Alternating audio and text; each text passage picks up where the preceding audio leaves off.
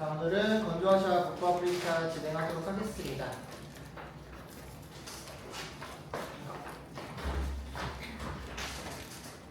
자, 일단 여러분 나눠준 이 지도의 중에서 지금은 이 건조아시아와 북부아프리카 쪽 피시면 될 것 같아요.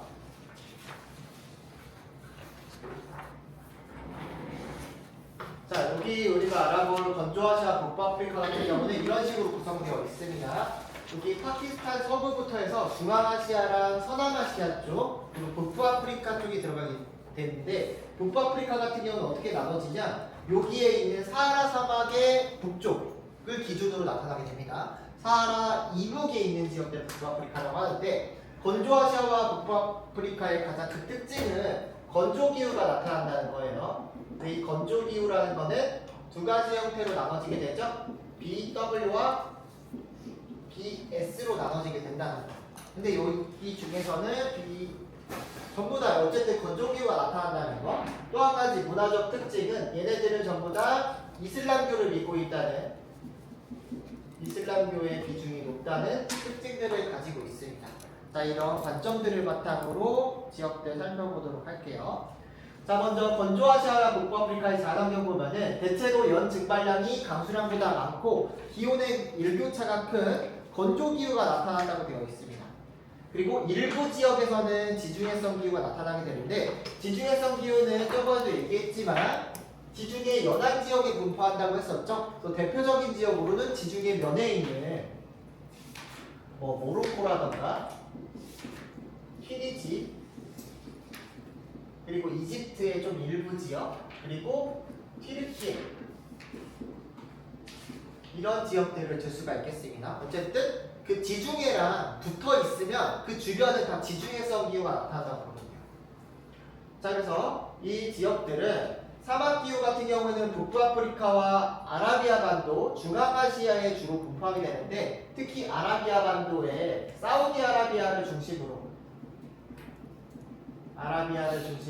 많이 나타나게 되겠고요. 중앙아시아에 분포하는 건조기후들은 대부분 대륙 내부에 형성되어 있는 건조기후로, 얘네 사우디아라비아의 즉 아열대 고압대에 형성된 건조기후보다 조금 더 춥다라고 보면 돼요. 고위도에 위치하니까. 자, 스텝기후는 사막 주변에 분포하게 되는데, 대체적으로 터키와 이란 지역의 고원지대에 분포하게 되겠고, 중앙아시아 북부 등지에 분포하게 된다. 그래서 BW와 BS는 서로 주변 지역에 같이 위치한다는 거. 자, 중요한 거는 지중해성 기후입니다. 지중해성 기후 같은 경우에는 지중해 연안에 위치하게 되는데, 지중해 연안에 위치하는 북부아프리카의 완전 북부 지역, 그리고 흑해 연안에 위치하고 있는 튀르키예 같은 지역들 생각하면 되겠죠. 자, 그리고 지형을 살펴보게 되면은 일단 여기는 산지가 그렇게 많지는 않지만 있는 곳들이 있는데, 아틀라스 산맥, 아나톨리아 고원, 이란 고원, 얘네들 같은 경우에는 전부 다 알프스 히말라야 조산대의 일원이에요. 알프스 히말라야 조산대에 형성된 겁니다. 그렇기 때문에 얘네들은 언제 생긴 거야? 중생대, 신생대 때 형성된 거라고 보면 되겠죠. 그래서 높고 험준한 산지와 고원들이 분포한다. 자, 그래서 지도를 좀 살펴보게 되면은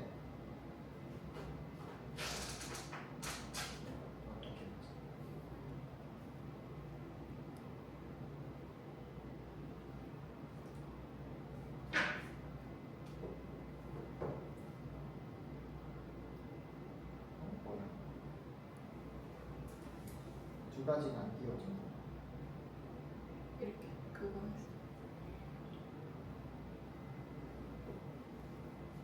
여기다 쓰지 말아야 돼.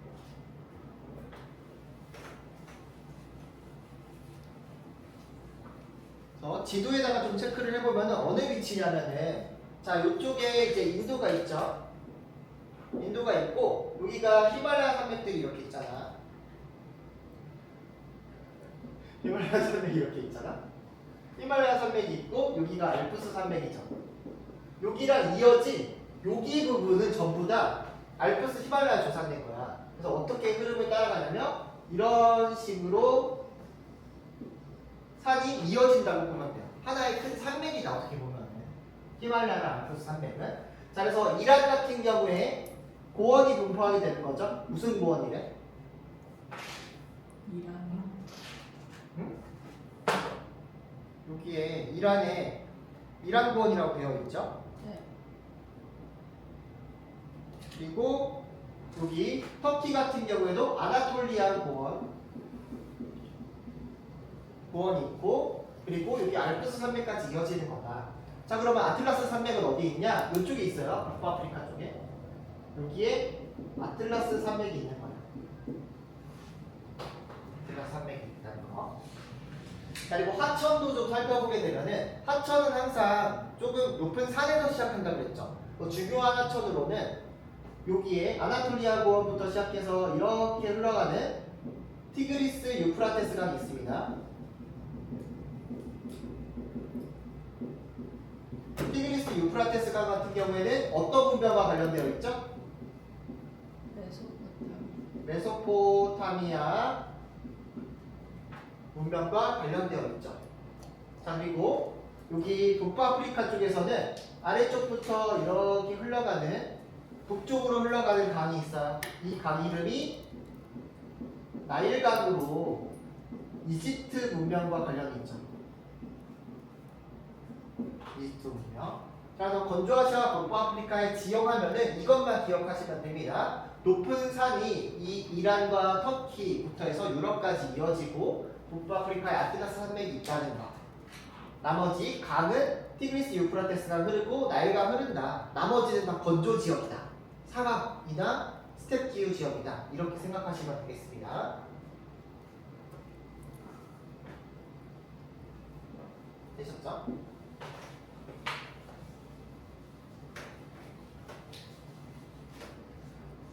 자, 그래서 다시 돌아가서 자, 지형은 이런 식으로 생겼고 외래하천과 충청평야 보면은 이제 나일강과 티그리스 유프라테스 강이 중요한데 나일강, 티그리스 유프라테스 강. 자, 나일강 같은 경우에는 동아프리카 고원 쪽에서 발원을 합니다. 케냐 있는 쪽에서 발원하는 거야. 케냐, 탄자니아도 시작해서 이제 건조기후 지역인 수단과 나일, 여기 이집트까지 쭉 통과하는 큰 하천이라고 보시면 돼요.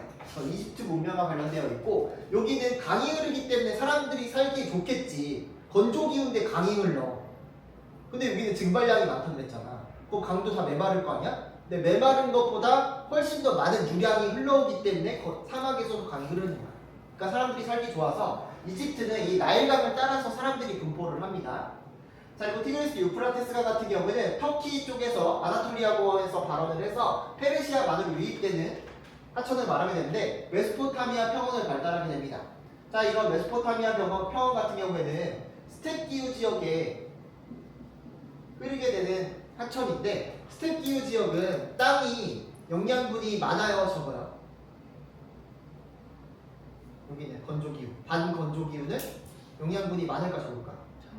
많다 그랬지. 여기 비옥한 흑토가 나타난다 했잖아. 체르노노잼이라고 부르는. 그래서 여기는 물만 주면은 농사가 잘 돼. 근데 큰 강이 흘러가네. 티그리스 유프라테스 강이라는. 자 그래서 여기가 그 유명한 비옥한 초승달지대야.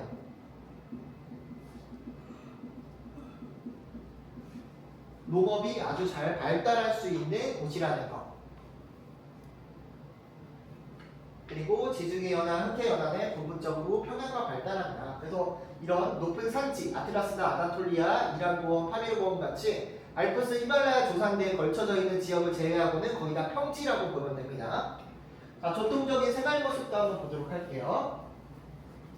자, 일단 건조아시아와 북부아프리카 같은 경우는 대체적으로 전부 다 건조기후가 나타나기 때문에 헐렁하고 긴 천으로 온몸을 감싸는 형태의 옷이 발달하게 됩니다. 자, 그 이유는 뜨거운 햇볕을 막아주고 강한 모래바람부터 피부를 보호하기 위함이죠.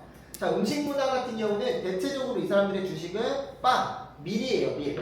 자, 밀 같은 경우에는 건조하고도 내건성과 내한성을 지니고 있기 때문에 건조기후에 적합한 주식작물이라고 할 수 있겠죠. 그렇다고 해서 사막에서 밀을 키우기는 어려워. 주로 스텝 기후 지역에서 키운다. BS 스텝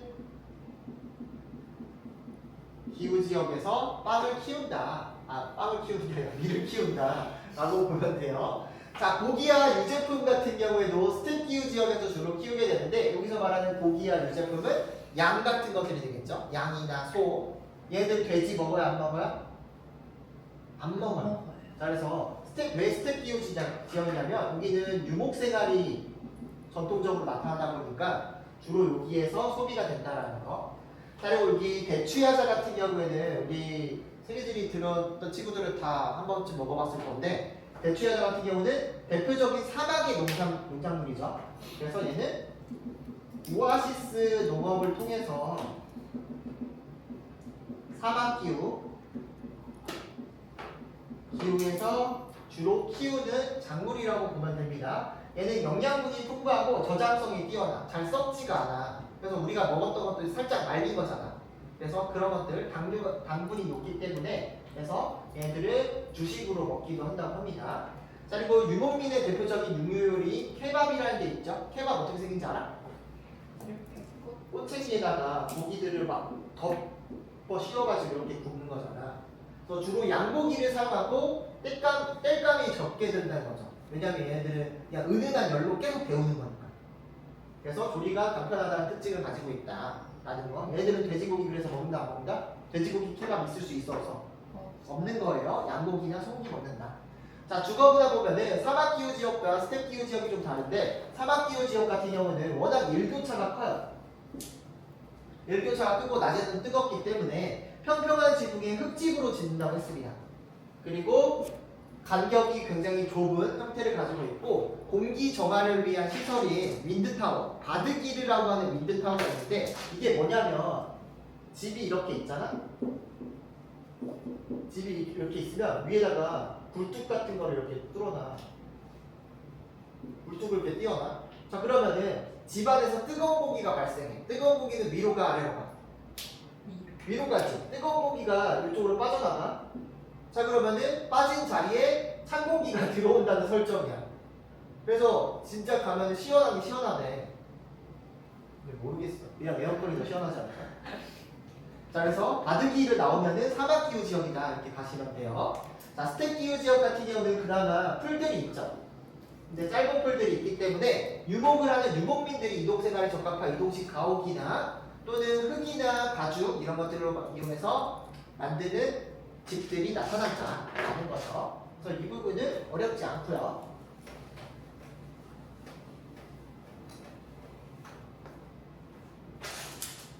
자, 경제활동도 한번 보도록 하겠습니다. 전통적으로 이 사람들 여기 건조아시아 북아프리카 건조기후 지역에서는 밀과 대추야자 등을 재배하는 오아시스 농업이 발달되어 있고요. 또는 오아시스 농업 이외에 여기는 땅의 영양분이 그렇게 적지가 않기 때문에 외래하천, 여기서 말하는 외래하천은 뭐냐면 건조기후에서 오는 하천이 아니라 다른 기후지역에서 오는 하천들을 말해요. 여기서 말하는 외래하천은 나일강 같은 거, 나일강이나 티그리스 유프라테스강 같은 거를 말하게 되는데 특히 나일강 같은 경우에는 열대기후에서 발원을 해서 건조기후로 흘러가는 하천이야. 열대에서 발생돼서 건조기후로 흘러간다. 그래서 건조기후가 아무리 증발량이 많더라도 열대기후에서 막대한 강수량이 내려오는 거기 때문에 그래도 이 하천이 유지가 될 수 있다. 자, 그리고 여기서는 또 물을 끌어오는 방식으로는 지하수와 관계수로를 활용하게 되는데 지하 관계수로 카나트라는 게 있어요. 즉 물을 다른 데서 물이 있는 곳에서 물을 끌어와서 농업을 하는 방식을 말해요. 특히 이 카나트라는 거는 이란에서 나타나는 관계수로 방식인데 이거를 지상에서 끌어오게 되면 여긴 증발량이 많으니까 물을 끌어오는 와중에 다 증발돼 버릴 거 아니야. 그래서 지하에다가 수로를 만들어서 끌어오는 거야. 그래서 관계농업을 하게 되는데 이 관계농업을 통해서 물을 갖다 대는 농업을 통해서는 밀농사를 주로 짓습니다. 밀농사, 주식작물이라 할 수 있는 밀을 키우고요. 유목생활은 주로 어느 기후지역에서? BS, 스텝 기후지역에서 주로 나타난다고 보면 되고요. 이 사람들은 아무래도 농사로 좀 먹고 살기가 힘들기 때문에 이동을 하거나 또는 오아시스 주변에서 하천 주변에서 정착해서 사는 사람들이 있죠. 하지만 얘네들은 물자들이 없잖아. 그래서 무역 활동들이 활발하게 나타납니다.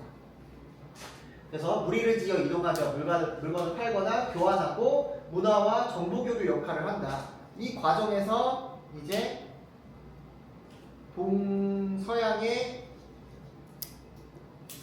문화 교류, 물자 교류를 담당하게 되었고 그 결과 또 이슬람교를 무역 활동을 통해 전파하게 되었다. 라고 기억을 해주시면 될 것 같습니다. 자, 전통적으로는 이렇게 농목업과 유목생활을 한다거나 이런 오아시스 농업을 한다거나 무역을 하는 등으로 살아왔는데 최근에는 유목과 대상무역이 쇠퇴할 수밖에 없겠죠. 왜냐하면 예전에는 국경이 따로 있지 않았는데 이제는 국경이 설정되고 그리고 도시와 산업화로 인해서 도시에 정착하면서 살게 됨에 따라서 이들의 삶들은 점차 쇠퇴되어 왔습니다. 자, 그리고 정착해서 살다 보니까 이제 농사를 짓지 못하는 지역도 농사를 지어야 되는 상황들이 놓여지게 된 거야. 그래서 관계농업을 하게 된다. 그 관계기술의 발달에 따라서 내륙에 있는 사막까지도 농업이 가능하게 되었고 스프링클러를 활용해서 원형 경작지들이 확대되었다고 합니다. 그래서 농사를 못 지던 사막 지역도 농사를 짓게 되었다. 어떤 농사? 밀농사가 되겠죠. 자, 최근에는 관광 산업도 많이 발달하고 있어요. 샌드보딩이라고 해서 모래 사구에서 이렇게 막 타는 거 있지, 보드 타는 거, 이런 거나 낙타 타기, 말 타기, 이런 것들이 늘어나고 있다고 합니다. 자, 중요한 거는 자원 분포예요. 자, 서남아시아와 북아프리카 이쪽에서 가장 중요한 거는 석유랑 천연가스 같은 자원들이 많다는 겁니다.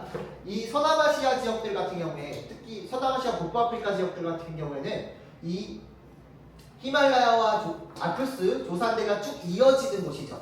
그렇기 때문에 대부분 신생대 땅들이 많아. 그래서 신생대 3기 배사구조에 분포하는 석유와 천연가스가 굉장히 많은데 특히 어디에 많냐면 페르시아만 연안에 많아요. 페르시아만이 어디냐면은 지도 한번 볼게요. 페르시아만은 어디냐면 바로 이 부분이 페르시아만입니다. 여기가 페르시아만이야. 그래서 이 페르시아만 주변에 있는 국가들은 석유가 많이 나오는 거야. 그래서 여기 이란이라던가 아니면 쿠웨이트, 카타르, 아랍에미리트, 사우디 뭐 이런 데들이 석유가 엄청나게 많은 거죠. 그러니까 세계의 절반 정도의 매장량이 바로 여기에 분포하고 있는 거야. 그러니까 얘네들이 원래 사막에서 대추하잖아 먹다가 갑자기 부자가 된 거지. 근데 그 전까지만 해도 석유는 그냥 시커먼 물이 나오니까 얘들한테는 자원으로 인식되지가 않았겠죠. 하지만 이제 2차 세계대전 닥치면서 석유라는 자원이 귀중해지니까 우리 부자 됐네 하면 부자 된 거지. 그래서 얘네들이 부자가 많다. 여기에 여기.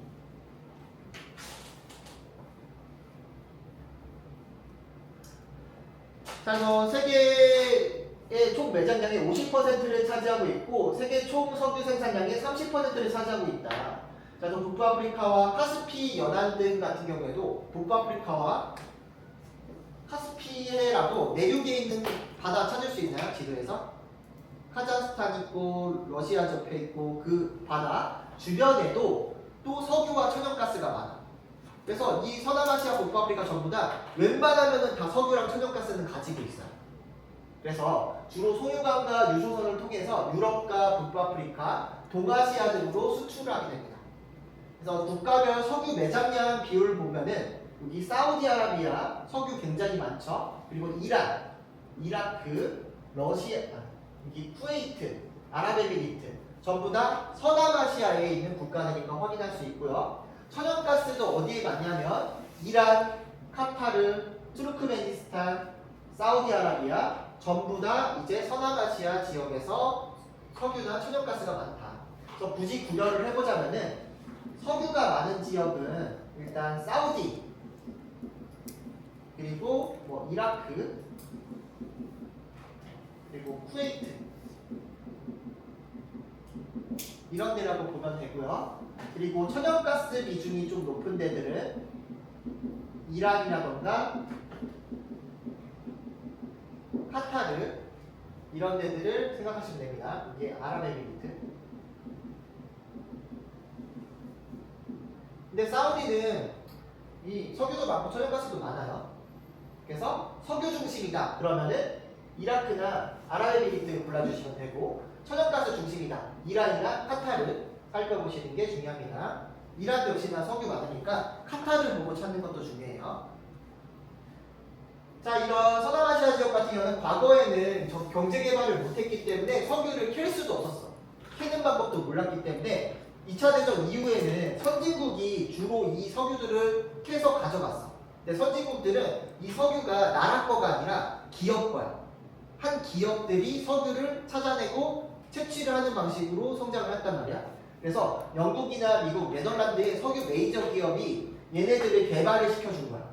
석유 광산 여기 있어 하면서 석유 뽑아내줄게 막 뽑으면서 이거는 나 일정 부분 갖고 너 여기 땅 주인이니까 석유 좀 가져 이렇게 살았어. 그러다가 1960년대 이후에 얘네들 아까 전에 얘기했던 사우디, 이라크, 쿠웨이트, 아랍에미리트 막 이런 친구들이 모여가지고 석유 수출 기구 오펙이라는 걸 만들어내요. 그러면서 이 우리나라에 있는 석유는 한 기업이 좌지우지하는 게 아니라 다 정부 거다. 더 넓게 보면은 이거는 알라신 거다. 이슬람의 알라신 거다라고 생각을 하면서 이제 국유화를 하게 됩니다. 국유화. 그러니까 나라의 경제의 한 일부분으로 생각하고서 나라에서 관리를 하는 거야. 그래서 이렇게 석유를 판 돈 가지고 나라를 성장시키고 나라의 복지 시설이들이나 여러 가지 기간 산업들을 성장시키게 된 거죠. 그리고 석유 수출 기구가 생기다 보니까 이 전체 나라에서 세계에서 이 서남아시아 지역, 즉 오펙에 가입된 국가들이 절반 이상을 차지하잖아. 그러니까 얘네들이 가격을 조절하는 역할을 해야 돼요. 전 세계의 가격을 조절하고 통제하는 거죠. 즉 그래서 석유 수출 기구는 자원 민족주의의 대표적인 사례로 등장하게 됩니다. 여기서 말하는 자원민족주의라는 건 뭐냐면 우리 서남아시아 즉 이슬람 국가들에게 이득이 되는 방향으로 석유의 가격을 오르락 내리락 조절을 한다는 거예요. 그래서 우리나라 같이 석유를 무조건 수입해서 써야 되는 나라들은 이 가격 조절에 우리는 크게 영향을 받을 수밖에 없죠. 경제가 휘청거린다. 근데 미국 같은 경우에는 얘네들이 가격 조절하게 되면 얘네가 갑자기 싸게 팔아. 그럼 미국이 다 사들여. 그 다음에 자기가 좀 더 비싸게 팔아. 이런 식으로 양아치 짓을 하고 있어요. 양아치라고 해야 되나? 자, 그래서 석유 에너지 자원으로 해서 지역들이 크게 성장하게 되었는데 경제 성장이 얘네들은 그래서 70년대 이후부터 성장을 했다고 보시면 돼요. 급속한 도시화와 경제 성장을 겪게 되고 있고요. 사회 기반 시설 확충을 위해서 외국인 노동자들을 유입하게 되는데 이 외국인 노동자들은 남성이에요, 여성이에요? 남성 노동자들이 많이 오게 되는데 어디서 많이 오냐면 인도나 파키스탄 그리고 인도네시아 이런 남부아시아 쪽에 있는 남성 노동자들이 많이 들어오게 됩니다. 그래서 얘네들은 전부 다 청장년층의 성비가 매우 높아요. 심각한 남초 현상이 나타납니다. 왜냐하면 이 청장년층이 남성 노동력들이 많이 들어왔기 때문이죠. 자, 또한 이런 서남아시아 북부아프리카 중에서도 산유국도 있지만 기름이 안 나오는 지역들도 있어요. 비산유국 간의 빈부격차의 문제도 발생하게 되겠고 해외 경제의 의존도도 심화되게 됩니다. 자, 여기 건조기후에서 가장 어려운 부분이라고 한다면은 이 산업구조 부분이라고 될 수 있는데 이거는 외우기보다는 쉽게 생각하는 게 중요합니다. 주요 국가의 산업구조 보면은 주요 국가 자원이 풍부한 국가와 자원이 부족한 국가 두 가지로 나눠볼 수가 있어요. 자원이 풍부한 국가는 석유와 천연가스가 많이 나와요. 그래서 얘네들은 석유와 천연가스를 팔아서 살아가는 거야. 그래서 석유와 천연가스를 주로 수출하는 거죠. 자, 근데 석유와 천연가스 같은 경우에는 1차 산업이라고 그랬어? 2차 산업이라고 그랬어? 뭔가 자원을 캐는 거는? 2차 산업이라고 그랬지. 2차 산업의 광업 중에 하나야. 광업이나 에너지업이라고 하는데 얘네들은 그래서 제조업보다는 광업으로 먹고 산다. 그래서 제조업의 발달이 미약하다는 게 특징입니다. 자, 대표적인 국가가 사우디라던가 아랍에미리트 얘네들 같은 경우는 석유를 주로 팔고요. 카자흐스탄 같은 경우에는 석유도 팔고 천연가스도 팔고, 그리고 카타르 같은 경우에는 뭘 팔겠어? 천연가스. 천연가스를 팔겠죠. 그래서 이런 자원이 풍부한 국가는 제조업의 발달은 미약하지만 이런 석유와 천연가스를 판매함으로써 GDP도 매우 높은 편이고요. 1인당 GDP도 높게 나타나는 부자 국가가 되었다라고 보면 됩니다. 부자 국가다. 자, 다음으로 자원이 부족한 국가가 있어요. 자원이 부족한 국가로는 대표적으로 터키, 튀르키예가 있는데 얘네들은 그래도 자원이 부족하기 때문에 1차 산업과 3차 산업의 비중이 상대적으로 높습니다. 특히 터키 같은 경우는 지중해성 기후가 나타나는 지역들도 많기 때문에 지중해성 기후에서 주로 키우는 수목 농업의 작물들이 있죠. 올리브라던가 토마토라던가 뭐 이런 것들을 갖다 팔기도 하고요. 서비스업, 관광산업이 주로 발달하기도 했어요. 그리고 또한 최근에는 제조업을 육성을 한다.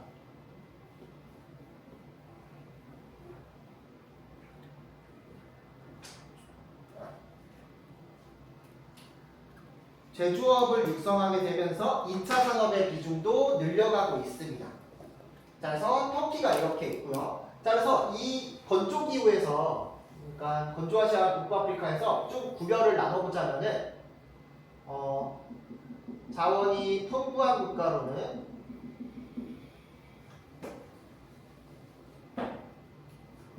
사우디나 아랍에미리트, 카타르, 쿠웨이트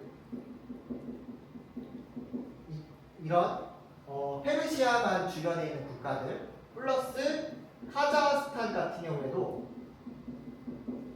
카스피의 연안에 있는 자원들을 바탕으로 자원이 풍부해서 그 자원들을 수출하면서 먹고 사는 거야. 그래서 이런 국가들은 전부 다 광업, 2차 산업 중에서 광업이 위주로 발달을 했다는 거. 그리고 얘네들의 또 공통점은 뭐냐면 건조 기후가 엄청나게 많이 나타나. 그래서 농사를 짓기에는 좀 어려운 땅이라는 거. 그 특징으로 보면 되고요. 그리고 얘네들은 대체적으로 GDP가 어떻다? 높다라는 거. 자, 그래서 자원이 부족한 국가의 대표적인 사례로는 여기 하나만 기억하시면 됩니다. 튀르키예. 자, 튀르키예는 유럽연합에 가입을 할까 말까 할 정도로 유럽 생활권이라고 보면 되기 때문에 튀르키예도 어떻게 보면 선진국 반열에 놓일 정도로 얘도 잘 사는 나라예요. 그래서 얘는 GDP가 사우디랑 비슷해. 얘네는 자원도 없는데 왜 비슷하냐? 얘네들은 2차 산업 중에서 제조업의 비중이 상대적으로 좀 높은 편이고요. 그리고 주로 관광산업 같은 3차 산업의 비중을 높여나가고 있기 때문이에요. 그래서 풍부한 국가와 부족한 국가들을 나누기 위해서는 2차 산업 쪽을 위주로 보면 되는데 2차 산업 중에서도 얘네들은 주로 광업을, 그러니까 이런 자원들을 주로 파는 형태로 얘네들은 수출은 자원을 주로 수출을 하고 공산품을 수입하는 양이 엄청나게 많다라고 보면 돼요. 근데 얘네들은 주로 공산품을 파트라는 방식으로 살고 있겠죠. 자, 그러면은 여기 중간에 있는 나라들도 있을 거 아니야. 중간의 성격을 가지고 있는 나라들이 어디가 있냐면 북부아프리카에 해당하는 나라들. 대표적으로 이집트라던가 알제리, 리비아 이런 나라들 같은 경우는 중간이야. 얘네들은 자원은 어느 정도 있어. 석유랑 천연가스는 있지만 서남아시아의 얘네보다는 좀 적어. 그리고 공업도 얘네보다는 덜 발달돼 있어. 그래서 중간에 있는 애들은 얘네들이고 풍부한 애랑 부족한 애, 터키랑 풍부한 애들 이렇게만 비교를 해주시면 돼요. 이런 식으로 문제를 푸시면 될 것 같습니다. 자, 다음에 밑에 있는 것들 간단하게 보도록 할게요. 지역 발전을 위한 노력. 에너지 시장이 점차 석유 중심에서 다른 친환경적인 에너지들로 바뀌고 있죠. 신재생 에너지로 바뀌고 있기 때문에 석유 이외의 경제 부분들을 성장하고자 노력을 하고 있습니다. 그래서 사우디나 카타르, 아랍에미리트 같은 경우에도 제조업과 사회 간접 자본들을 육성한 등의 경제 구조의 다변화를 추구하고 있다. 경제 구조의 다변화. 그래서 얘네가 더 이상 석유로만 먹고 살 수 없으니까 지속 가능한 발전을 위해서 다른 산업들도 육성하고자 노력을 한다는 거죠. 자, 사막화의 진행도 보면은 자, 이런 건조기후가 나타나는 지역에서 사막화가 많이 발생하게 되는데 사막화는 뭐냐면 사막이 아니었던 지역이 사막이 되는 거야. 즉 이거는 BS 스텝기후 지역이 BW 사막으로 변하는 현상을 말합니다. 그 이유가 뭐냐면 기후변화로 인한 가뭄 문제도 있지만 무분별한 벌목이나 경작지, 방목지 확대, 그리고 지나친 관계농업 같은 걸로 인해서 이제 사막화가 발생하게 되는데 대표적인 지역으로는 사헬지대와 아라를 연한 두 가지를 줄 수 있어요. 사헬지대는 어디냐면은 사하라 사막 바로 이남에 있는 지역. 그러니까 사막하고 열대기후의 경계 지역인 거야. 근데 여기는 스텝기후가 나타나는 지역인데 사막의 넓이가 점점 넓어지면서 이제 스텝기후 지역이 사막이 된 지역이죠. 여기 같은 경우는 아프리카의 급격한 인구 증가로 인해서 과다한 방목과 벌목 이런 것들로 인해서 발생하고 있는 지역이고요. 그리고 중앙아시아 쪽에 있는 아라레는 여기에 있는 아라레에는 내륙에 있는 바다였는데 여기 아라레로 들어오는 강을 전부 다 물을 끌어다가 관계농업을 쓰게 된 거야. 관계농업을 하게 된 거지. 그래서 물을 너무 많이 써가지고 이 아라레의 면적이 줄어들었다. 그래서 거의 땅처럼 돼버렸습니다. 자, 이런 사막화로 인한 지역 문제로는 생물종의 다양성도 감소되고 토양 침식 가속화로 인해 토양 홍폐도 이루어지게 되고 물 부족 현상이 일어날 수가 있다. 그래서 세계는 사막화를 방지하기 위해서 사막화 방지 협약이라는 걸 맺고 각국의 정부에서 노력을 하고 있다는 걸 살펴보시면 되겠습니다.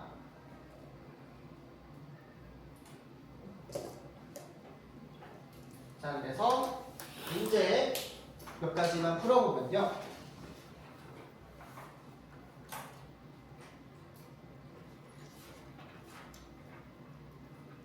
4번 문제 한번 풀어봅니다. 4번 문제. 자, 먼저 나라부터 한번 찾아봅시다. 자, 여기 중앙아시아 쪽에 있는 겁나 큰 나라 있죠? 여기 카스피해랑 붙어 있는 이 나라가 카자흐스탄이고요. 그리고 이쪽에 유럽하고 살짝 거쳐져 있는 여기가 터키, 튀르키예가 되겠고, 여기가 사우디아라비아, 여기는 이집트 이렇게 되겠죠. 자, 그래서 작물들 농업과 관련되어 있는데 가는 대추야자, 밀, 올리브 중에 하나에 자, 대추야자는 주로 어느 기후 지역에서 키우는 거야? 사막에서 키우는 거죠. 그리고 밀은 어디서 키우는 거야? 주로? 반건조 기후인 스택 기후에서 주로 잘 키우는 거죠. 자, 그리고 올리브는 어디서 키우는 거죠? 지중해서. 지중해성 기후에서 주로 키우는 겁니다. CS. 자, 그러면은 그거 가지고 구별을 하면 되는데, 자, 주어진 게 사우디랑 카자흐스탄이죠. 사우디랑 카자흐스탄. 자, 먼저 그럼 사우디는 전체가 거의 사막이기 때문에 사우디에서 많이 키우는 게 가래요. 가. 그리고 카자흐스탄에서 많이 키우는 거는 다래. 자, 사우디에서 그럼 많이 키우는 거는 뭘까? 사우디는 주로 건조 기후가 나타나니까, 사막 기후가 나타나니까 가는 주의하자. 그치, 대추야자네.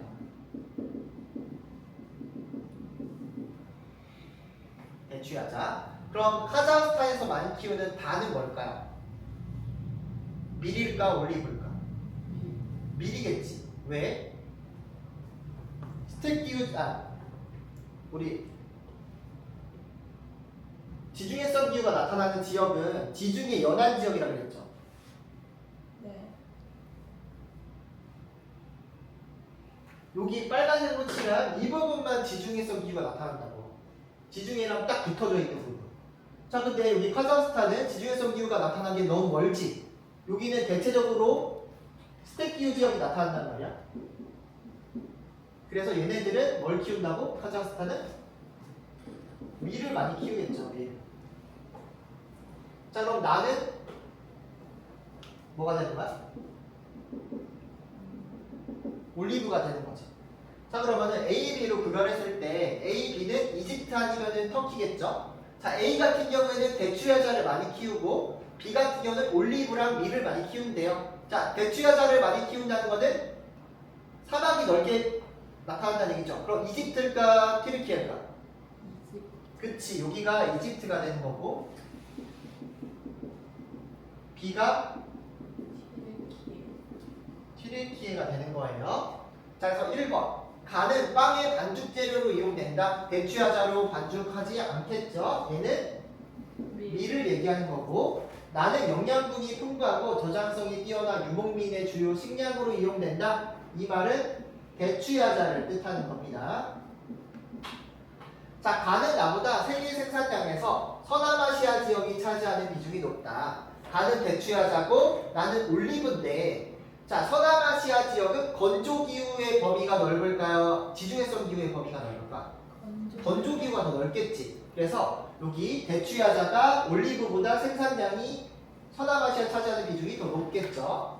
자, 4번 A에서의 생산량은 이집트의 생산량은 나가 다보다 많다. 나랑 다 비교했을 때 나가 더 많아 보이죠. 근데 이건 뭐야? 상대값이지. 상대값. 자, 비교를 해보자. 올리브랑 밀 비교했을 때 누가 더 많이 생산되겠어? 그냥 상식적으로. 주식작물인 밀을 더 많이 생산하겠지. 이건 상대값이기 때문에 이렇게 절대값으로 비교할 때는 다른 부분을 염두를 해야 된다. 그래서 아니고요. 자, B에서는 나를 주로 나일강 주변의 충적평야에서 재배한다. 올리브 같은 경우는 지중해 연안에서 재배를 하겠죠. 그래서 이 나일강 주변 충적평야에서 재배하는 거는 밀이라고 보면 됩니다. 그래서 이거를 외우기보다는 이 지역의 자연환경이 어떨까 유추를 하면서 푸시면 돼요. 최근에 이런 지역지리 문제들이 한 두세 문제 정도 나오면서 조금 어렵게 괴롭히기 때문에 한 번쯤은 꼭 풀어보시면 좋습니다. 5번 보겠습니다. 같이 볼게요. 자, 건조아시아 북아프리카 주요 국가인 가나 화석에너지의 생산량 비율을 나타낸 거다. 가나래요. 자, 보니까 가나는 석유 아니면 천연가스겠죠? 석유 아니면 천연가스. 자, 그럼 석유랑 천연가스 어떤 거가 위주가 되는지 살펴보게 되면은 주요 국가들이 있다고 했습니다. 자, 카타르 나오면은 뭐 보라 그랬지? 그치. 카타르 나오면 천연가스. 자, 여기에 이라크랑 아랍에미리트 같은 경우는 석유 중심이라고 그랬죠? 이렇게 석유가 됩니다. 자, 그럼 석유 1등 국가 B는 어디가 되는 거야? 사우디가 되는 거고, A 같은 경우에는 천연가스 1등 국가 이란이 되겠죠. 그래서 이란과 사우디에 관한 겁니다. 자, 1번 가의 생산국은 모두 석유 수출 기구의 회원국이다. 모르겠죠 이거는? 일단 넘어가요. 자, 2번. 나의 매장량은 서남아시아의 국가보다 중앙아시아 국가가 많다.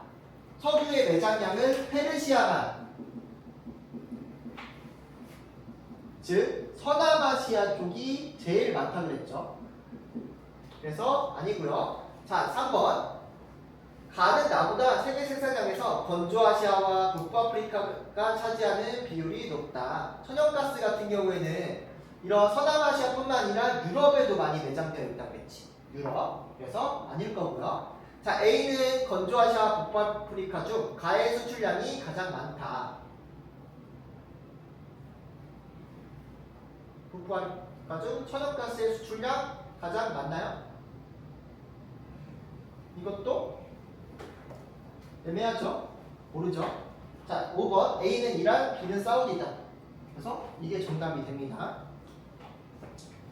자, 그래서 뭐 이런 식으로 대충 때려 맞추면서 푸시면 될 것 같아요. 6번도 같이 한번 풀어볼게요. 이런 게 전형적인 문제가 되는데, 자, 세 국가의 지리 정보를 뜻한 거래요. 가나다는 아랍에미리트, 튀니지, 터키가 된다고 합니다. 그러면 아까 전에 자원이 풍부한 국가, 부족한 국가, 그리고 중간인 국가들이 문제화가 된다고 했죠. 자, 그래서 아랍에미리트 같은 경우에는 어떻다 그랬어? 자원이 풍부하고 사막기후가 나타나는 곳이죠. 터키 같은 경우에는 자원이 어떻다? 부족하지만 다른 2차 산업이나 이런 것들이 발달되어 있는 온대기후 지역이 나타나는 곳이에요. 그래서 터키 같은 경우에는 온대기후가 나타나고, 보통 아랍에미리트 같이 자원이 풍부한 국가들은 사막기후가 주로 나타나는 편입니다. 그럼 이 튀니지는 중간이라고 보면 되겠죠. 중간. 자, 그래서 가나다를 봤을 때 총 인구가 나옵니다. 총 인구가 보니까 가나다가 있는데 다 같은 경우에는 인구가 268만 명밖에 안 돼. 그러니까 거의 어디야? 대구 인구 정도 되는 거죠. 대구 인구 정도 되는 사람들이 살고 있고, 나 같은 경우에는 1200만 명 정도 살고 있고, 가는 8천만 명 정도가 살고 있어요. 그리고 토지용을 보게 되니까 가 같은 경우에는 경지나 목지, 산림의 분포가 많은데 특히 산림, 산이 많대요. 그리고 나 같은 경우에는 목장, 목초지가 많대. 그리고 다 같은 경우에는 이게 다 적어. 비율이 다 적어. 다 적었다는 얘기는 뭐다? 사막이 많다라는 걸 의미하게 되겠죠. 자, 그래서 다는 어디가 되는 거야? 아랍에미리트가 되는 거죠. 두바이가 있는 아랍에미리트. 그리고 가 같은 경우에는 산이 많은, 산림이 많은 터키, 튀르키예가 되는 거고, 나머지는 하나, 북아프리카에 있는 튀니지라고 보면 됩니다.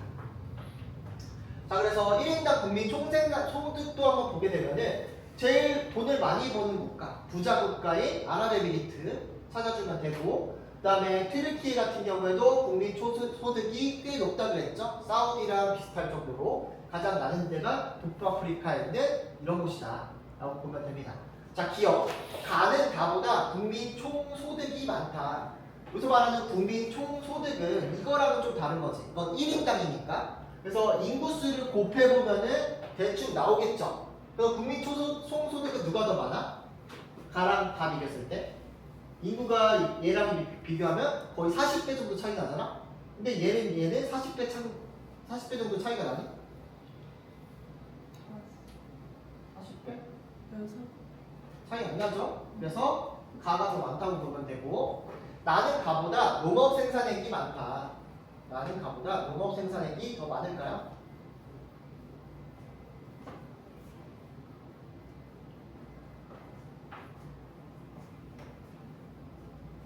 농업 생산액이 더 많으려면 일단 경지가 일단 더 높아야겠지. 근데 경지가 높긴 높아. 근데 보니까 국민 총소득 자체가 낮지.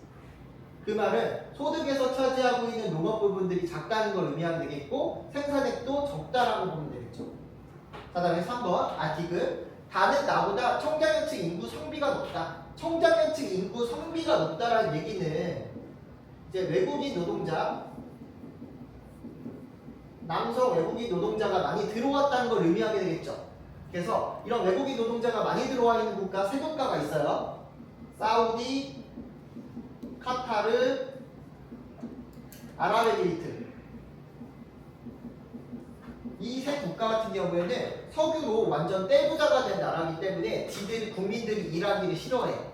그래서 외국인 노동자들이 남부아시아 쪽에서 많이 건너왔다고 했습니다. 그래서 정답은 기억 디귿이 되겠죠. 자, 리을 가는 아프리카 나는 아시아에 위치한다. 튀르키예는 아시아, 튀니지는 아프리카, 아랍에미리트 아시아 이렇게 보면 됩니다. 하나만 더 풀어볼게요.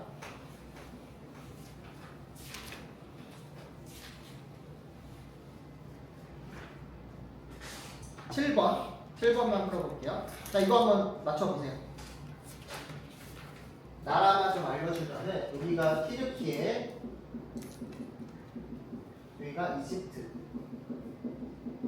자, 알제리, 여기가 아랍에미리트.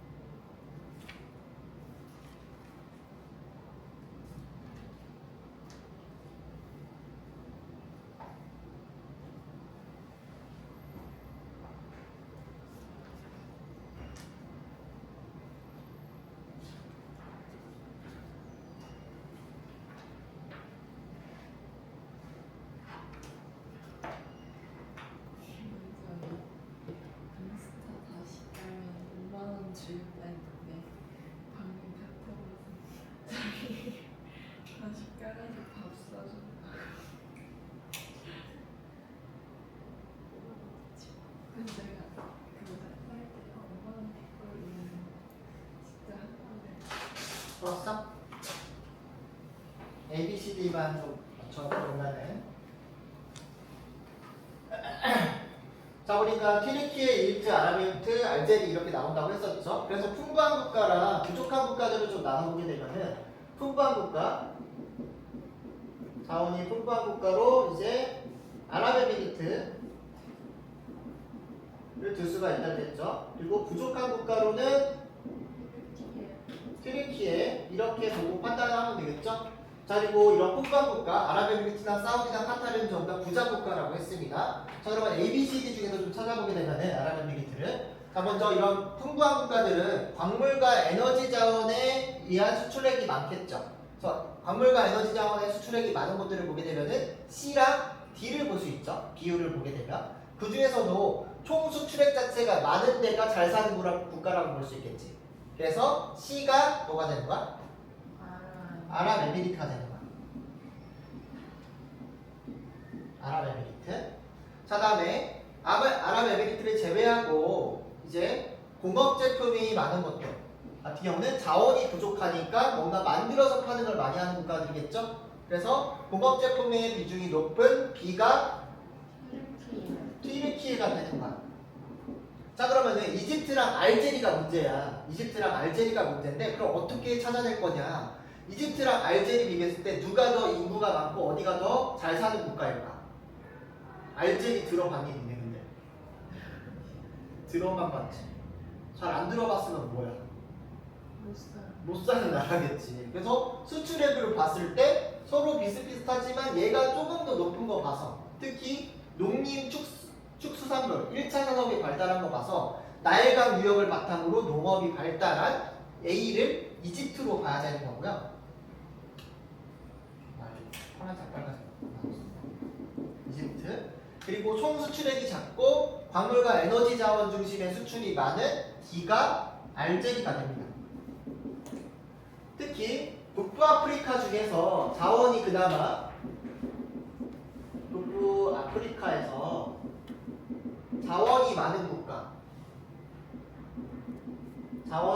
국가 하면은 알제리랑 그리고 리비아 이런 국가들을 들 수 있는데 얘네들 같은 경우에는 서남아시아와 다르게 개발이 아직 덜 됐어요. 그리고 이런 석유로 축적한 부가 국가로 돌아가는 게 아니라 전쟁으로 돌아가는 경우들이 많아. 내전으로 가는 경우들이 많기 때문에 아직 그렇게 높은 수준까지 경제 수준이 올라오지 않았다라는 거 살펴보시면 되겠고요. 북부아프리카 중에서도 자원이 조금 부족한 중간 정도인 국가들이 이제 이집트가 되는 거죠. 이집트. 그래서 이런 부분들이 가장 어려울 것 같아요. 건조아시아랑 북부아프리카 쪽에서는 서로 비슷하거든. 애들이 성격이. 그 중에서 이제 자원보호 풍부하고 잘 사는 국가, 자원이 풍부하지만 못 사는 국가, 자원이 부족한 국가 이렇게 나눠야 되는 상황인 건데, 자, 이거는 경험적으로 이해할 필요가 있겠고, 문제 나오는 곳들은 어디가 나오냐면은 사우디, 카타르, 아랍에미리트 얘네는 전부 다 세트야. 자원도 많고 부자인 국가들. 그리고 카자흐스탄 얘는 자원은 풍부하지만 중간 정도 사는 애들. 이런 애들이 이제 알제리나 리비아 정도가 되는 거야. 그리고 이집트 같은 데는 그냥 완전 중간이야. 얘는 자원도 조금 있고 경제활동도 중간 정도고. 그리고 제일 밑에가 튀르키예라고 보면 돼요. 그러니까 이거는 자원이 풍부한 거, 자원이 부족한 거 순으로 이렇게 단계를 나눠서 살펴보시는 게 중요할 것 같아요.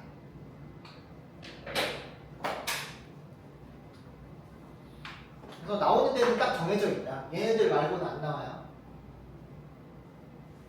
그래서 여기까지 알아봤고요. 자, 이제 다음에는 유럽으로 가겠습니다.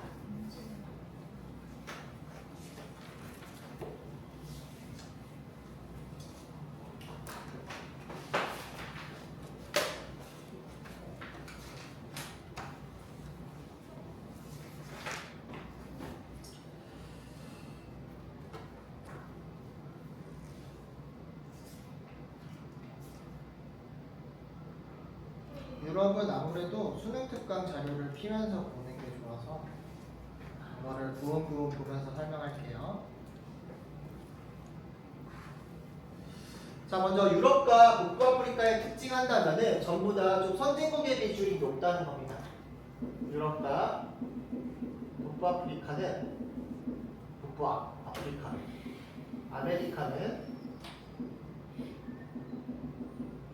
선진국이 많은 편이고요. 그리고 얘네들은 거의 다 크리스트교를 믿고 있고, 그리고 산업화와 도시화가 이르다.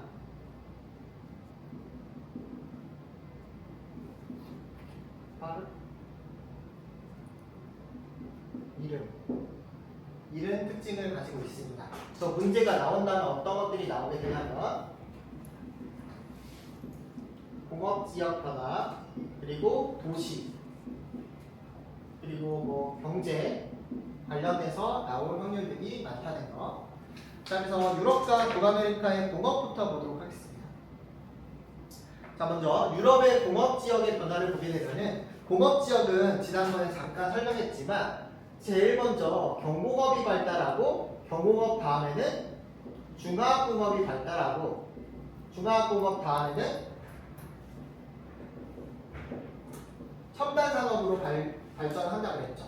그래서 경공업 같은 경우는 제일 중요한 게 노동력이라고 했고 중화학공업에서 제일 중요한 거는 자본과 자원이 중요해요. 첨단 산업 같은 경우는 지식이 제일 중요한 거고. 자, 이런 식으로 가는데 중화학공업 중에서도 우리가 자원을 쓰기 시작한 상용화된 시기가 다른 자원들이 있죠. 특히 자원 같은 경우에 처음에 우리가 썼던 거는 석탄이야. 즉 산업혁명 이후부터 석탄이라는 자원을 가장 많이 썼고 그 뒤로는 석유라는 자원을 많이 쓴단 말이야. 그래서 공업의 발달 단계를 보면은 여기 유럽에서는 이 경공업 같은 경우는 얘네들은 중세 때부터 발전이 됐던 거야. 중세 때부터 경공업, 노동력을 이용해서 뭔가 물건들을 만드는 거에 익숙했어. 그러다가 산업혁명 이후부터는 이거 노동력을 쓰지 않고 기계로 가능하네. 근데 기계로 공장을 돌리려면 어떤 자원이 필요하냐면 석탄이라는 자원이 필요했던 거야. 그래서 석탄 산지를 주변으로 공업이 발전했던 거지. 이게 그래서 1단계인 거야, 산업혁명 이후에. 그러다가 이제 석탄이라는 자원보다는 석유라는 자원을 많이 쓰기 시작해. 근데 유럽에는 석유가 많아요, 적어요? 유럽에는 석유가 별로 없어요. 그렇게 많지가 않아. 그럼 석유를 수입해야 되지. 수입하려면은 석유를 이용하기 위해서 어디로 가야 되냐? 해안가로 가야 된다는 거야. 그래서 석탄은 내륙에 있으니까 유럽 땅 거의 다 고기스콕 산지 주변이니까 오색된 땅이기 때문에 석탄은 많아. 근데 석유는 없으니까 해안으로 가는 거야. 해안으로 갔다가 이제 세 번째로 첨단 산업이 중요해지지. 첨단 산업 같은 경우는 뭐가 제일 중요하다고? 지식이 중요하다고. 그럼 똑똑한 사람들이 많은 곳으로 가야 되잖아. 똑똑한 사람들은 어디에 많아? 대도시에 많겠지. 중요한 대학들이 있는 곳. 이곳으로 이동하게 되는 거야. 그래서 유럽이나 그리고 미국이나 똑같다고 보시면 돼요. 자, 유럽 보면은 자, 전통공업 지역 처음에는 철광석과 석탄이 풍부한 원료산지 중심으로 발달하게 됩니다. 자, 그래서 자원의 고갈과 해외 의존도 증가, 공업시설의 노후화 등으로 이제 쇠퇴하게 되는데 대표적인 지역이 독일의 루르자르 지방, 영국의 랭커셔, 요크셔 지방. 얘네들의 공통점은 뭐냐면 전부 다 주로 내륙에 위치한다는 특징이에요. 그래서 석탄과 철광석이 위치한 원료산지, 즉 내륙에 발달하게 된다. 그러다가 이제 주요 에너지 자원이 석유와 천연가스로 변화하게 되면서 이제 원료를 수입하고 수출을 해야 되죠. 그래서 항구를 중심으로 해안을 중심으로 이제 공업 지역들이 변화하게 되는데 대표적인 지역들이 이제 뭐 덴케르크라던가 아니면은 카디프나 미들즈보러 이런 데를 들 수 있는데 이름까지 몰라도 돼요. 위치만 파악하면 됩니다.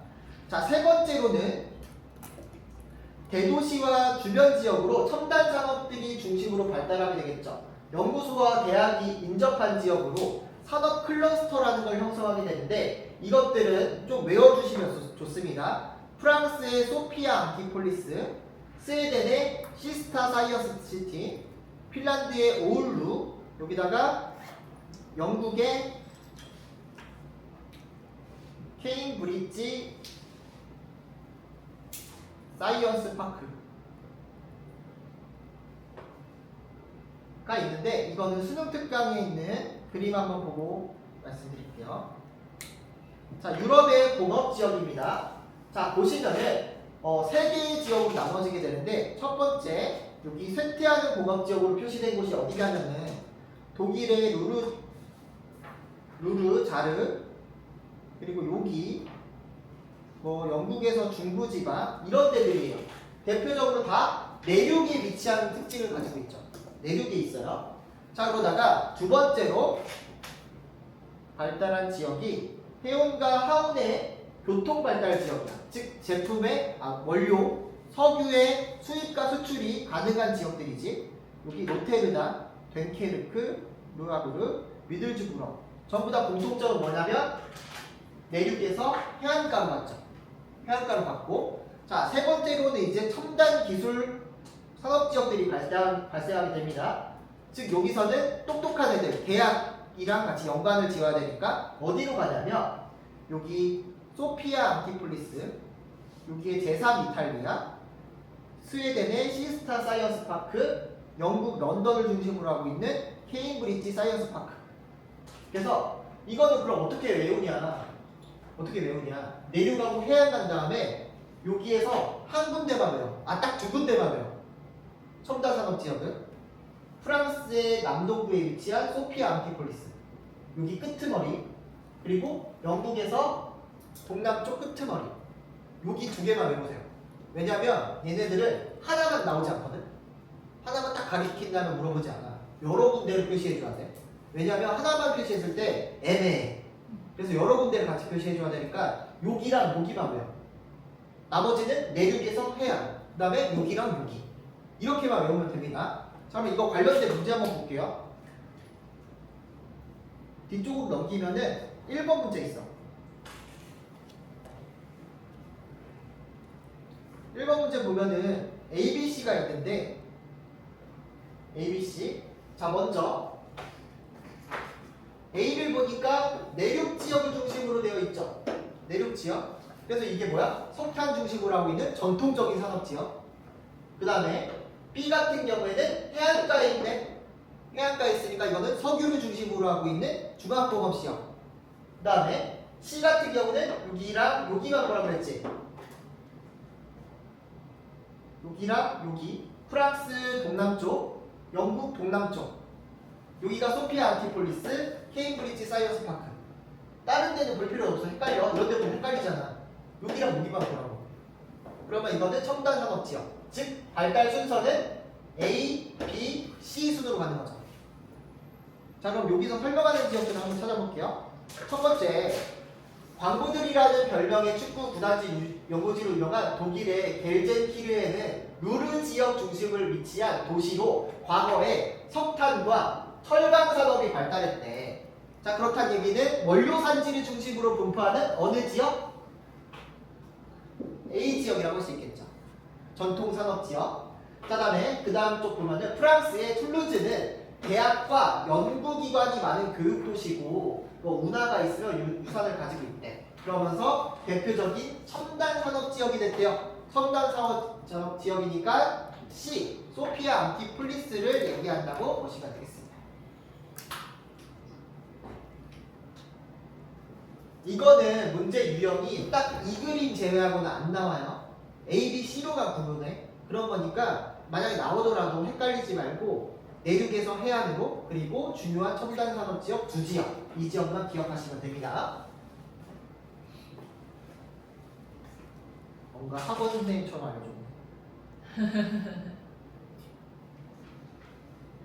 그 다음에 미국, 북부아프리카의 주요 공업 지역도 한번 보도록 할게요. 자, 북부아프리카의 주요 공업 지역부터 보면은, 자, 캐나다 같은 경우에는 미국과 국경을 접하고 있는 남동부를 중심으로만 발달을 했습니다. 그래서 자동차나 전기, 전자공업 같은 것들이 주로 발달을 했다는 거죠. 자, 그리고 미국 같은 경우에는 크게 우리가 미국의 공업 지역 하면 딱 두 군데로 나눌 수가 있어요.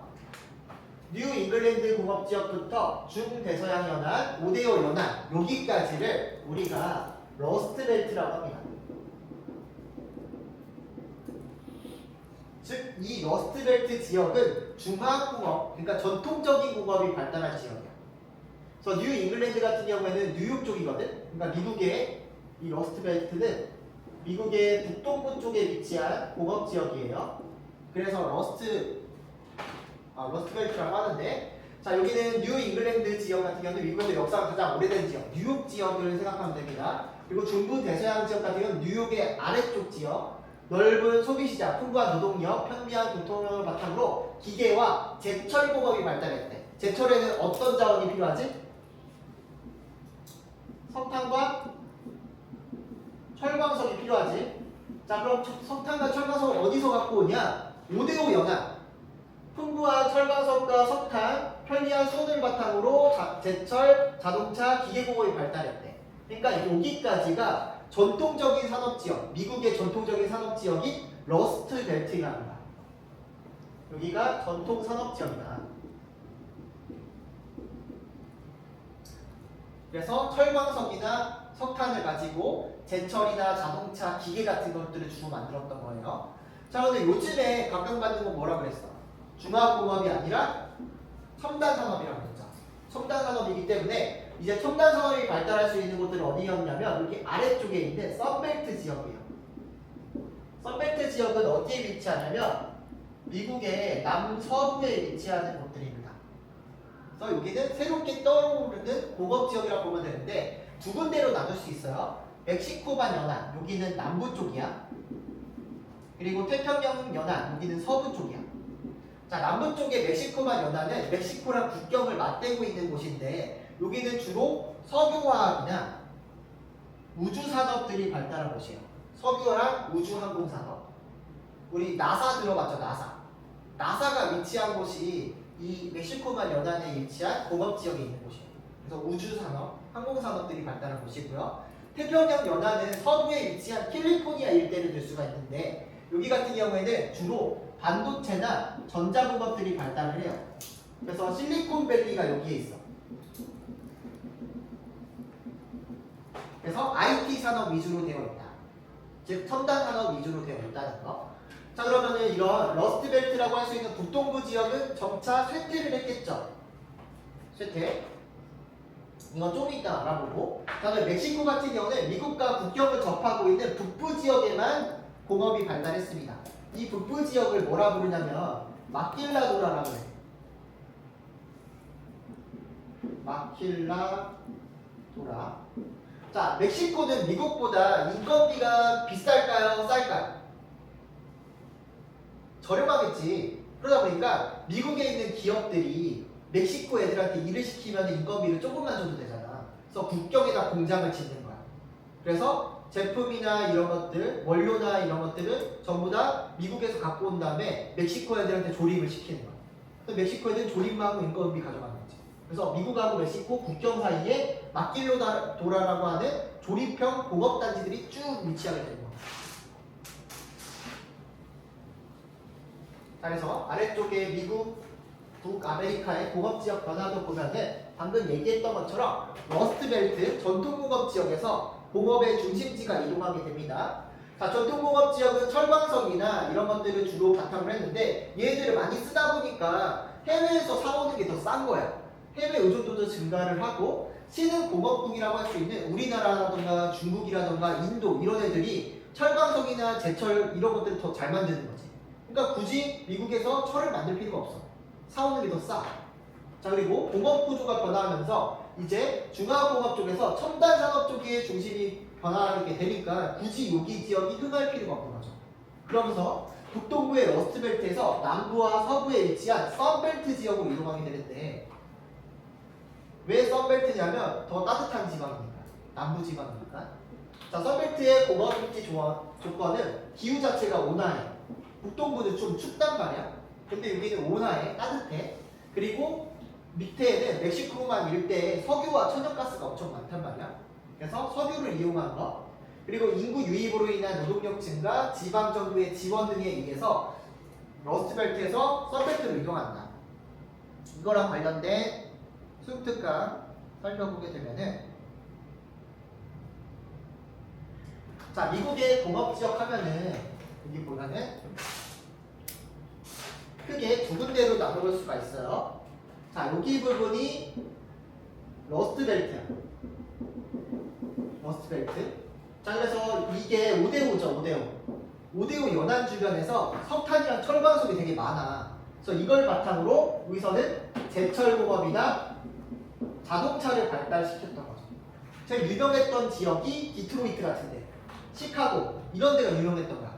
자, 그러다가 이제 이런 제철이나 자동차 같은 걸 미국이 만드는 것보다 아시아 쪽에서 만드는 게 더 싸고 좋은 거 만들어. 그럼 이제 필요 없지. 그래서 멕시코만 연안 지역과 태평양 연안 지역에 있는 남서부 지역이 선벨트 지역으로 이동하는 거야.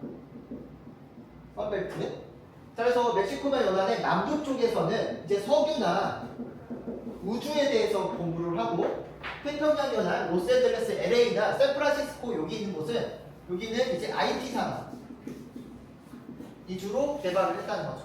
그래서 이 이름까지 다 외울 필요는 없어. 그냥 남서부는 요즘에 발달하는 대로 IT나 우주항공 쪽 발달되어 있고, 여기는 석탄과 서규를 활용한 제철과 자동차 산업이 발달을 했던 지역이다. 이렇게 기억하면 됩니다. 캐나다도 마찬가지로 땅덩어리는 큰데 사람이 살 수 있는 땅은 별로 없단 말이야. 그래서 얘네들이 처음에 여기에 공업이 발달하니까 캐나다도 이쪽에다 공업을 발달시켰던 거야. 5대5 연안에다가. 멕시코는 공업 발달하려면은 미국과 가까운 여기 라인을 중심으로 발달시켰겠죠. 그래서 별거 없습니다. 여기서는 구체적으로 물어보진 않아요. 자, 다음에 도시 구조 한번 보도록 하겠습니다. 유럽과 북아메리카의 차이점이라고 한다면은 어디가 더 사람들이 많이 살았던 곳이야? 유럽이 더 먼저 살았던 곳이지. 그래서 유럽은 도시화의 역사가 길고요. 북아메리카 같은 경우에, 특히 미국 같은 경우에는 도시화의 역사가 짧아. 선진국인데 짧아. 그런 특징들을 가지고 있는데, 자, 보통 우리가 현대 도시의 내부 구조하면은 도심과 주변 지역으로 나눌 수가 있다고 했죠. 그래서 도심이 있고 바깥쪽에 있는 주변 지역이 있고, 주변 지역과 도심 사이에는 중간 지역, 이렇게 생겼단 말이야. 자, 근데 이 도심 같은 경우는 처음에 사람들이 많이 모여서 살았던 곳이야. 그렇기 때문에 점차 사람들이 도시가 확장되는 과정에서 바깥쪽으로 이동하게 돼요. 그 결과 도심에는 어떤 기능만 남아있냐면 상업 기능만 발달하게 돼요. 중심 업무지구라고 하는 상업 기능만 발달한단 말이야. 그로 인해 여기는 사는 사람들이 없어. 인구 공동화 현상들이 발생하는 거지. 최근에는 이런 도심을 다시 개선하는 도심 재활성화가 나타나고 있다. 그리고 주변 지역 같은 경우에 외곽 지역은 지가가 낮기 때문에 주로 주거 기능들이 발달하게 되는 거죠. 주거 기능. 자, 이렇게 도시가 점차 확장되는 과정에서 어떤 일들이 벌어지냐? 자, 여기 A라는 도시의 확장 과정이에요. 자, 여기 B라는 도시가 있었어. B라는 도시도 마찬가지로 점차 이렇게 확장되게 되겠죠. 확장되다 보니까 A 도시랑 B 도시가 서로 붙어버렸네? 그러면은 얘네들끼리 하나의 도시권이 형성되는 거야. 그래서 이런 거를 우리가 대도시권이라고 하는데, 특히 북아메리카 같은 경우는 이런 대도시가 연속적으로 분포하는 거를 메갈로폴리스라고 합니다. 메갈로폴리스. 하나의 거대 도시권을 얘기한다. 그래서 미국 북동부에 보스턴부터 뉴욕, 워싱턴 DC까지 쭉 이어지는 거리, 영국에서 런던부터 리버풀까지 쭉 이어지는 거리가 하나의 도시권으로 유지되고 있다. 우리나라로 치게 되면은 서울부터 해가지고 쭉 연결되어 있는 서울, 하남, 과천, 수원, 용인까지 쭉 연결되는 것들이 하나의 도시권이 수도권이 된 거지. 그렇게 보시면 됩니다.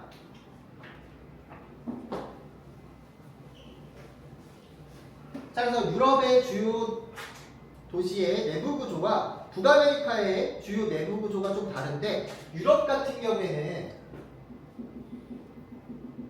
도시화의 역사가 길어요.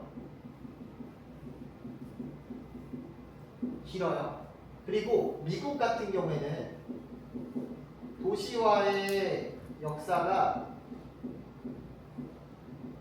짧아. 자, 그러다 보니까 유럽 같은 경우에 도시와 주변 지역 간의 건물의 높이 차이가 작아. 그 그 말은 무엇이냐? 도심 지역은 옛날에 높이 건물을 짓지 못한 시절부터 계속 그 건물이 살아있었던 거야. 그리고 좁고 복잡한 도로망, 이때는 자동차가 없었기 때문에 골목골목을 많이 지어놨던 거지. 자, 그래서 이런 유럽에서는 도심 지역은 역사적인 건축물들이 많은 거죠.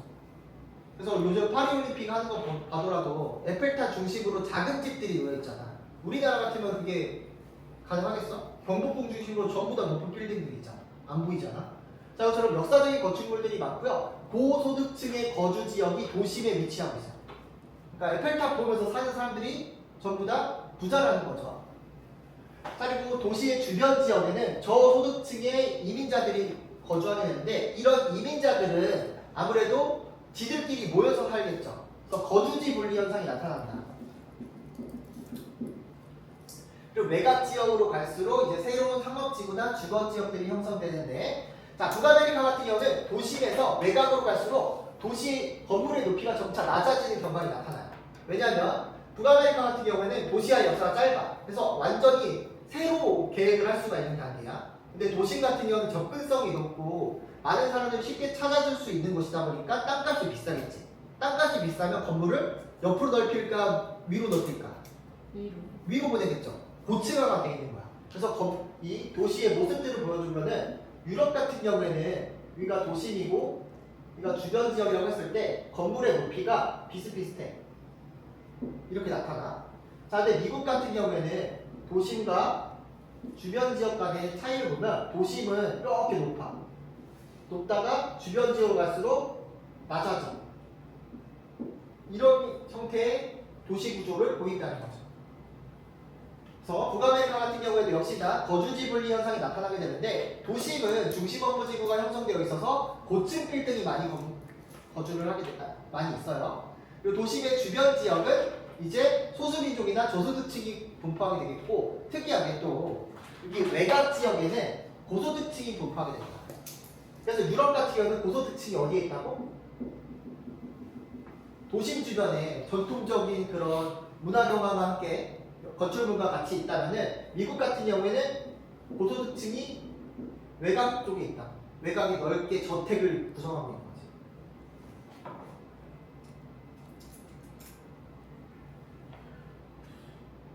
그 다음에 유럽과 북아메리카 같은 경우에 경제 부분에서 지역 통합과 분리 운동들이 나타나고 있습니다. 그래서 이 부분도 좀 살펴보게 되면은, 자, 유럽은 특이하게 유럽연합이라는 걸 조성을 했죠. 이 유럽연합 굉장히 중요한데, 유럽연합은 뭐냐면 회원국 간에 노동력과 자본, 상품의 자유로운 이동이 가능한 단일 시장을 형성한 거예요. 그러니까 얘네들은 유럽연합에 가입된 국가들끼리는 서로 비자 발급하는 거 없이 그냥 자연스럽게 이동할 수가 있어. 그러니까 허락을 받을 필요도 없고 다른 나라 가서 그냥 일자리 찾는 것도 허락 받을 필요가 없는 거야. 자, 이렇게 경제를 통합시키려면 뭐가 필요하냐? 단일화폐가 필요하죠. 유로화라고 하는 단일화폐를 사용합니다. 그리고 이런 경제적 통합 이외에도 정치적인 통합을 위해서 유럽 의회를 구성하고 독자적인 입법, 행정, 사법 체계를 갖추는 거지. 근데 여기에 문제점은 뭐냐면 서부 유럽과 동부 유럽의 경제적 격차가 매우 크다는 거야. 서부 유럽은 선진국들이 많이 살고 동부 유럽은 개발도상국이 많이 살지. 근데 얘네들을 똑같은 돈을 써. 똑같은 화폐인 유로를 쓰는 거야. 그럼 누가 더 손해게? 물가 부분에서는 당연히 동부 쪽이 손해를 보겠지. 근데 이런 같은 유럽연합에 들어와 있으니까 얘네들을 좀 도와줘야 될 거 아니야. 서부 애들한테 세금을 많이 뜯어. 그래서 동부 애들이 도와주는 거야.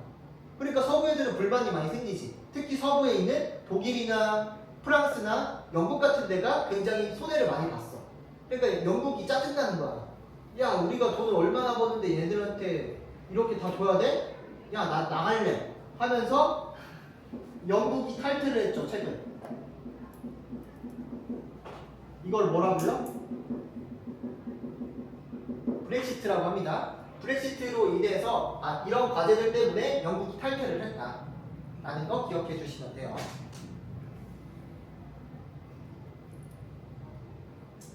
그 다음에 북아메리카는 어떻게 지역들 간에 통합을 하고 있냐면, 북아프리카 하면은 어떤 나라들이 들어가냐면 미국, 멕시코, 캐나다 세 나라가 있죠. 이 세 나라 간의 지역 통합이 이루어지게 되는데 얘네들은 자유무역 협정, 즉 FTA라는 걸 체결을 했습니다.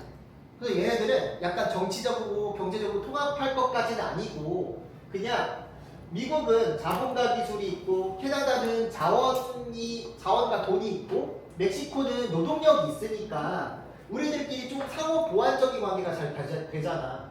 그래서 캐나다는 자원을 담당하고 미국은 자본, 기술을 담당하고 멕시코는 노동력을 담당해. 그러면은 얼마나 삼위일체가 딱 떨어져. 그러니까 얘네들끼리 우리 관세 없이 그러니까 세금 묻는 거 없이 서로 자유롭게 거래를 해보자 라고 만든 게 나프타 NLEFTA예요. 자 그런데 이게 이제 더 이상 기간이 끝나가지고 새롭게 맺은 게 미국, 멕시코, 캐나다 협정이야. 즉 USA 그리고 멕시코 그리고 캐나다 어그리먼트 USMCA 이게 나프타예요. 뭐랑 나프타가 같은 거예요. 이런 걸 협정을 한 거죠. 자 이렇게 되다 보니까 누가 이득을 많이 받냐? 멕시코가 조금 이득을 많이 봤다는 거예요. 그래서 미국의 제조업들이 국외 이전에 따른 일자리 감소가 일어났을 때 어디로 갔을까? 국외 이전. 멕시코로 갔겠지. 왜냐하면 멕시코로 가게 되면은 이제 풍부한 노동력과 값싼 인건비를 활용할 수 있으니까. 그리고 멕시코의 경제에 미국 의존도도 증가하게 되었다. 이런 것들도 나오게 됩니다. 자, 이런 선진국 대륙인 유럽과 북아메리카 같은 경우에 아무런 문제가 없어 보이지만 여기에서도 역시나 여러 가지 분리운동들이 벌어지고 있는데 특히 유럽 같은 경우에는 여러 민족들이 만들어낸 국가들이 많죠. 얘네들은 한 번도 이 대륙이 다 통일된 적이 없단 말이야. 단 한 번도. 그렇기 때문에 지역 정체성이 강한 국가 지역 간의 경제 문제, 경제나 아니면은 문화 또는 종교 이런 걸로 인해서 분리운동들이 벌어지고 있는데 특히 유명한데 문제 많이 나온 데를 체크해 줄게요. 자, 벨기에가 있습니다. 벨기에 그리고 여기 스페인의 카탈루냐와 바스크 지방 그리고 영국의 스코틀랜드랑 북아일랜드 쪽이 있는데 자 여기 스코틀랜드랑 북아일랜드 같은 경우에는 사실 어떻게 보면 민족과 종교 문제로 갈라서려고 하는 거예요. 민족과 종교 문제. 특히 영국 같은 경우에는 유나이티드 킹덤이잖아. 연합국이란 말이야. 여러 개의 국가를 합친 건데 스코틀랜드 지역 같은 경우에는 얘네는 원래 가톨릭교를 좀 믿어. 근데 여기 애들이랑 좀 안 맞으니까 분리하려고 하지만 영국은 분리시켜 주겠어요? 안 시켜주겠죠? 자 그리고 여기 벨기에가 문제 많이 나오는데 벨기에 같은 경우에는 벨기에 위치 이렇게 보게 되면은 남쪽으로는 프랑스가 있고 북쪽으로는 네덜란드가 있단 말이야. 그래서 북부 지방은 네덜란드어를 써. 그리고 남부 지방 같은 경우에는 벨기에어가 따로 없어서 프랑스어를 쓴단 말이야.